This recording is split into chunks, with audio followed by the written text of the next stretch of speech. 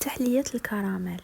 في كاسرونة درت لتر من الحليب و3 ملاعق كبار سكر مع 3 ملاعق كبار نشا مصير. نخلط جيدا بارد في بارد. زيدوا 3 ملاعق كبار فلون كراميل. نخلط جيدا.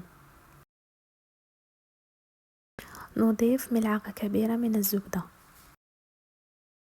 ندو الخليط تاعنا فوق الفرن، نحطوه على نار متوسطة ونبقاو نحركوه حتى يتقال معنا الخليط.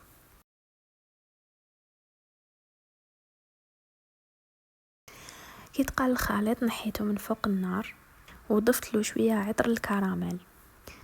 جبت كاس عبرت به الخليط، درتو فيه طبسي مفتوح وغطيته بابي فيلم وخليته يبرد. جبت لي فيغين اللي عندي وعمرتهم بالخليط، وليت الكريمه اللي في الطبسي كانت في الفريجيدار بردت، حطيتها في طبسي اغمق. هادو لي فيغين خليتهم يبردوا شويه ومن بعد حطيتهم في الثلاجه. هذاك الخليط تاع الطبسي درت له 3 ملاعق بودرة الشونتيي و2 ملاعق حليب بارد وضربتهم مليح تتقالوا كامل.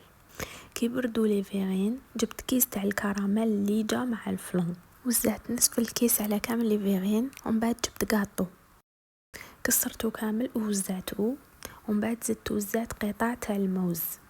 وبلا بوشادو نوزعوا خليط الشونتيي. انا لا بوشادو تاعي عيانه، يقدر يخرج لكم الشكل احسن. ومن الفوق ديروا كراميل.